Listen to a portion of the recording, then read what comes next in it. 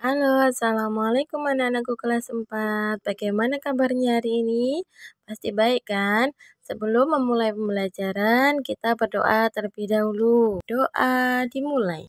Bismillahirrahmanirrahim. Raditu billahi rabba wa bil islami dina wa bi Muhammadin nabiyya wa rasula.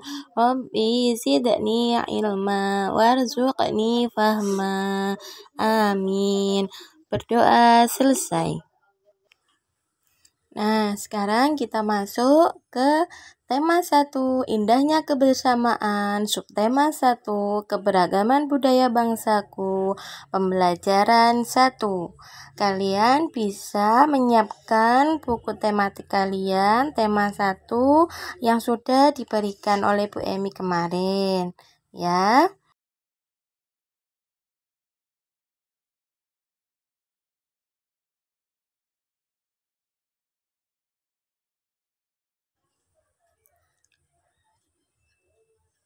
Tahukah kamu bahwa Indonesia ini terdiri atas banyak pulau, banyak suku bangsa, tarian, rumah adat, dan agama. Sekarang kita cari tahu lebih jauh ya. Simak video ini baik-baik ya anak-anakku.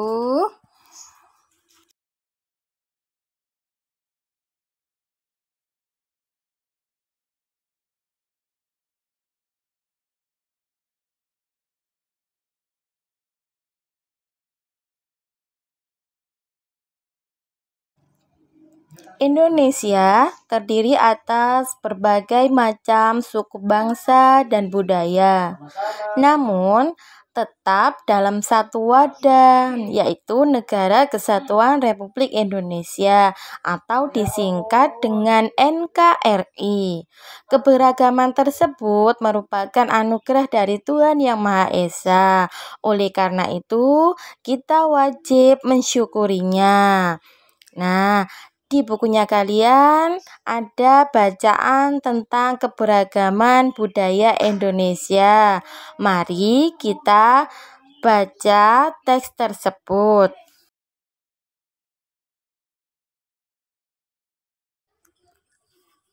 Pawai budaya. Paragraf 1. Pawai budaya sangat menarik bagi warga Kampung Babagan.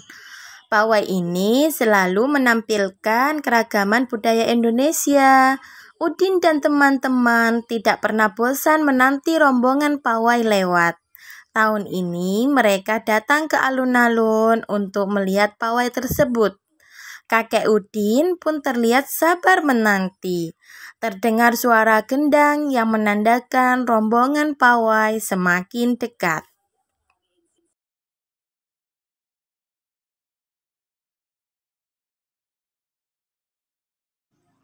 Paragraf 2.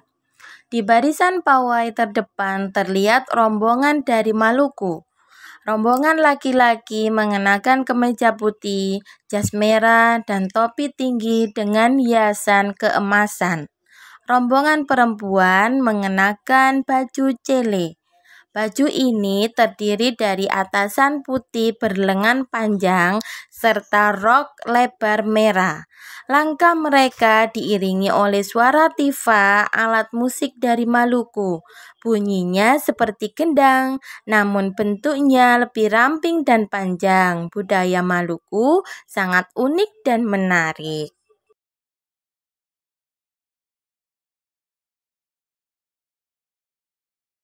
Paragraf 3. Budaya Bali terkenal karena bunyi musiknya yang berbeda. Rombongan dari Bali membunyikan alat musik daerahnya, cengceng namanya. Alat ini berbentuk seperti dua keping simbal yang terbuat dari logam. Nyaring bunyinya ketika kedua keping ini dipadukan. Paragraf 4. Rombongan dari Bali diikuti oleh rombongan dari Toraja. Wanita Toraja memakai pakaian adat yang disebut baju poko. Rombongan laki-laki menggunakan pakaian adat yang disebut sepa talung buku. Rombongan Toraja membunyikan alat musik khas mereka. Pak Pompang namanya. Alat musik ini berupa suling bambu besar yang bentuknya seperti angklung. Unik bentuknya, unik pula bunyinya. Budaya Toraja sangat menarik untuk dipelajari.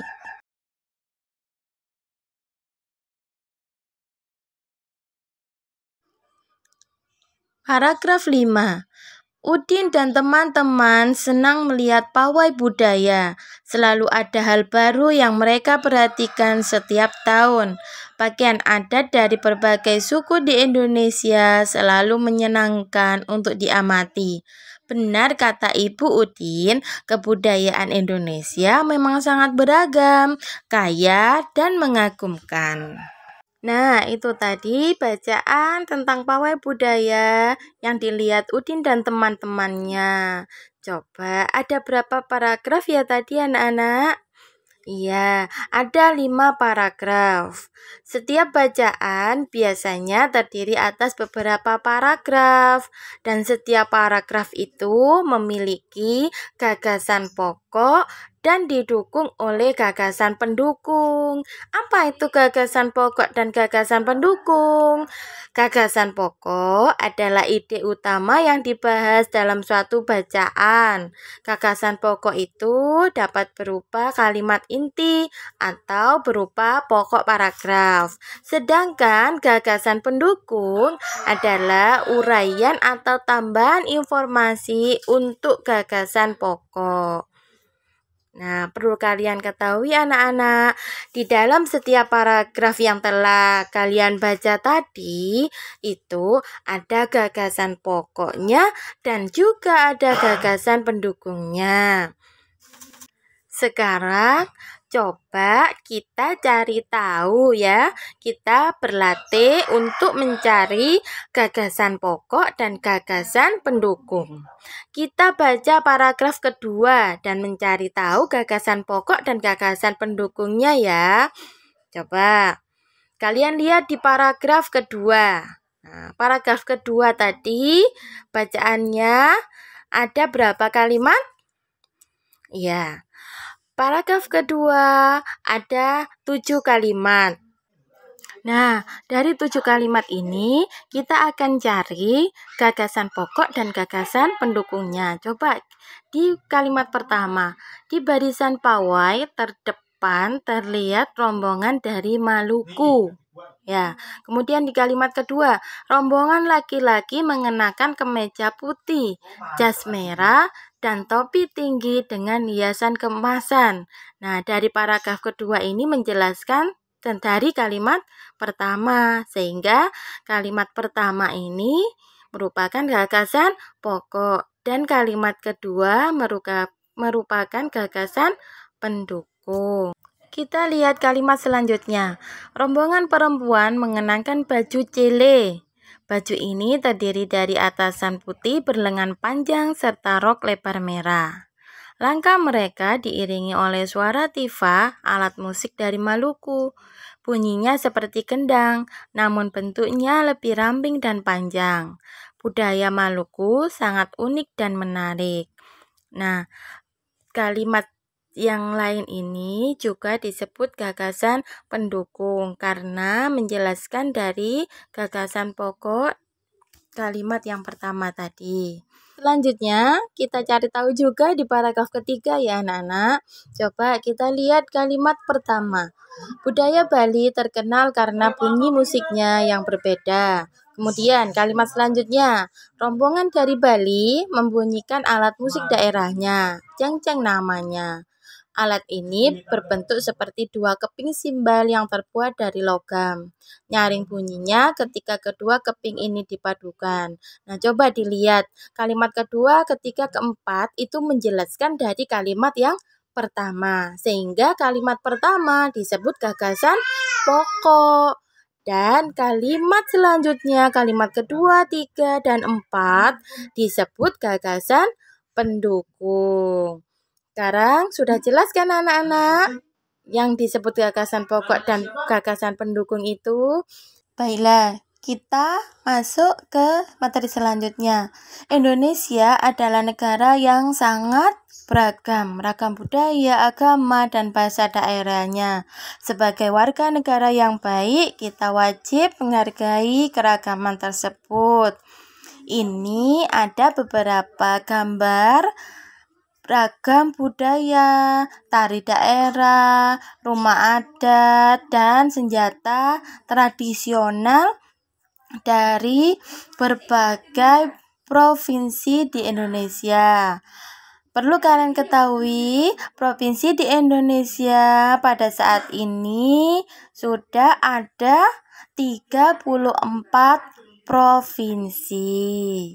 Ya, ini yang pertama ini dari provinsi yang ada di Pulau Sumatera. Ini ada Nanggroe Aceh Darussalam, Sumatera Utara, Sumatera Barat, Riau, Pekanbaru, Kepulauan Riau, dan Jambi. Setiap provinsi ini memiliki ciri khas dan keunikan masing-masing. Kemudian ada Sumatera Selatan, Bangka Belitung, Bengkulu, Lampung, DKI Jakarta, Jawa Barat. Ini sudah masuk ke Pulau Jawa ya anak-anak ya. Kemudian Banten, Jawa Tengah, DI Yogyakarta, Jawa Timur. Nah, ini Pulau Bali. Kemudian Nusa Tenggara Barat, Nusa Tenggara Timur, Kalimantan Barat, Kalimantan Tengah, Kalimantan Selatan, Kalimantan Timur. Kemudian Sulawesi Utara, Sulawesi Barat, Sulawesi Tengah, Sulawesi Tenggara, Sulawesi Selatan, Gorontalo, Maluku, kemudian Maluku Utara, Papua Barat, Papua, dan yang terakhir Kalimantan Utara atau disingkat Kaltara. Dari berbagai macam provinsi tadi punya ciri khas dan keunikan masing-masing, mulai dari pakaian adat, tari tradisional, rumah adat, dan senjata tradisional. Untuk lebih jelasnya, agar kalian tahu, kalian bisa mengulang video ini tadi ya. Kemudian, setelah mendapatkan informasi di atas, coba jawablah pertanyaan berikut. Yang pertama, apakah kalian semua berasal dari daerah yang sama? Coba jelaskan. Iya, karena kita ada di daerah Jawa Timur. Kemudian yang kedua, apakah kalian mempunyai ciri khas daerah yang sama? Coba jelaskan. Tidak, di sini kan setiap daerah di provinsi di seluruh Indonesia itu mempunyai ciri khas masing-masing dan setiap daerah itu berbeda. Kemudian yang ketiga, bagaimana sikap yang seharusnya kalian tunjukkan terhadap perbedaan yang ada? Harus tetap hidup rukun, saling menghargai, dan tidak mengejek ciri khas daerah teman kita yang lain. Sekarang dapat kita simpulkan yang pertama yaitu Indonesia terdiri atas berbagai macam suku bangsa dan budaya, namun tetap dalam satu wadah Negara Kesatuan Republik Indonesia atau NKRI. Keragaman tersebut merupakan identitas bangsa Indonesia yang membuat bangsa Indonesia dikenal sebagai bangsa yang memiliki kekayaan budaya, suku, dan agama yang berbeda. Keragaman tersebut merupakan anugerah dari Tuhan Yang Maha Esa. Kita wajib mensyukurinya. Wujud syukur tersebut dapat dilakukan dalam bentuk sikap saling menghargai antar suku dan pemeluk agama atau kepercayaan yang berbeda. Sekarang, tuliskan pada kolom berikut apa yang telah kamu lakukan untuk menghargai perbedaan yang ada. Kalian bisa menulisnya di buku paket kalian tema 1. Yang pertama, yaitu bermain bersama dengan teman yang berlainan agama. Meski berlainan agama, kalian tetap berteman. Yang kedua, tidak mengganggu teman yang berbeda agama sedang beribadah. Yang ketiga, tidak mengejek suku dan agama orang lain.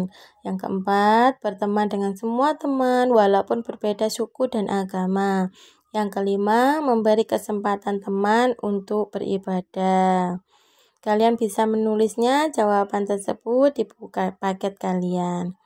Kemudian, kamu juga bisa menuliskan contoh-contoh sikap tidak menghargai keberagaman yang kamu ketahui. Kalau tadi yang menghargai, sekarang yang tidak menghargai. Yang berlawanan, ya. Yang nomor 1, bermain hanya dengan teman yang satu suku bangsa saja. Kemudian yang kedua, mengejek agama dan suku orang lain. Yang ketiga, hanya berteman dengan teman yang sama agamanya. Yang keempat, tidak memberi kesempatan teman untuk beribadah. Yang kelima, mengganggu teman yang sedang beribadah. Untuk itu, anak-anak, sebagai anak Indonesia, aku merasa bangga terhadap keberagaman yang ada. Menghargai perbedaan merupakan wujud dari semangat persatuan dan kesatuan. Itu harus kalian terapkan di kehidupan sehari-hari ya anak-anakku.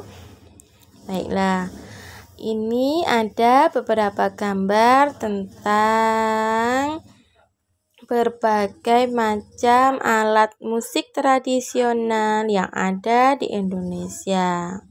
Selain kaya akan budaya, tarian, dan makanan khas daerah, Indonesia juga kaya akan jenis alat musik. Berikut adalah contoh alat musik yang dimiliki oleh berbagai suku di Indonesia. Ini ada angklung, seluang, kecapi, kendang, dan tifa. Cara memainkannya berbeda-beda. Kecapi yang berasal dari Jawa Barat dimainkan dengan cara dipetik. Angklung yang berasal dari Jawa Barat dimainkan dengan cara digoyang. Kemudian saluang yang berasal dari Sumatera Barat dimainkan dengan cara ditiup. Dan kendang yang berasal dari Jawa Barat dan tifa dari Papua dimainkan dengan cara dipukul. Sama ya, ini berarti kendang dan tifa itu memainkannya sama-sama dipukul. Perbedaannya hanya dari bentuknya. Kalau kendang itu lebih besar diameternya, sedangkan tifa diameternya lebih kecil dan ramping. Kemudian kalian tulislah nama alat musik tradisional lain yang kamu ketahui. Jelaskan asal alat musik itu, cara memainkannya, serta cara terjadinya bunyi pada alat tersebut. Seperti yang ada di buku kalian. Yang ada di tabel itu yang pertama yaitu suling. Suling daerah asalnya dari Jawa Barat. Cara memainkannya bagaimana? Alat tersebut dimainkan dengan cara ditiup sehingga menimbulkan getaran udara dalam suling. Getaran tersebut menghasilkan bunyi. Kemudian bisa kalian tulis di bukunya kalian ya.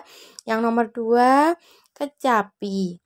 Daerah asalnya dari Jawa Barat, dimainkan dengan cara dipetik. Senar yang dipetik itu tadi bergetar dan menghasilkan bunyi. Kemudian yang nomor 3, alat musik berupa gendang. Daerah asalnya dari Jawa Barat, bisa juga dari Jawa Tengah, dua-duanya ya. Kemudian dimainkan dengan cara dipukul. Bagian yang dipukul akan bergetar sehingga menghasilkan bunyi. Yang keempat, tifa dari Papua. Bagaimana cara memainkannya Tifa tadi? Ya, dimainkan dengan cara dipukul. Bagian yang dipukul itu akan bergetar dan menghasilkan bunyi. Kemudian yang kelima, angklung.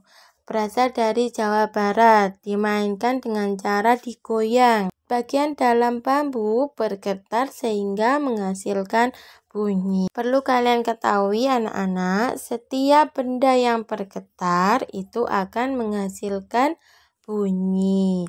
Coba kalian pegang di lehernya kalian. Ketika kalian bersuara, nah lehernya kalian itu terasa ada getaran. Yang getaran itu adalah pita suara. Ketika suaranya bergetar itu, maka kalian akan bisa mengeluarkan suara. Nah, dari suara itu kita dapat mendengarkan bunyi dan suara. Tuhan Yang Maha Esa menganugerahkan kita indera pendengaran. Melalui indera ini kita dapat mendengar dan menikmati hasil karya seni budaya yang beragam. Segala macam bentuk bunyi berasal dari benda yang bergetar. Getaran dari suatu benda akan mengakibatkan udara di sekitarnya bergetar. Getaran tersebut menimbulkan gelombang bunyi di udara. Benda-benda yang bergetar dan menghasilkan bunyi disebut sumber bunyi. Bunyi dapat merambat melalui benda padat, cair, dan gas. Akan tetapi bunyi tidak dapat merambat pada ruang hampa. Baiklah anak-anak, sampai di sini dulu pembelajaran hari ini. Semoga bermanfaat. Alhamdulillahirabbil alamin. Wassalamualaikum warahmatullahi wabarakatuh.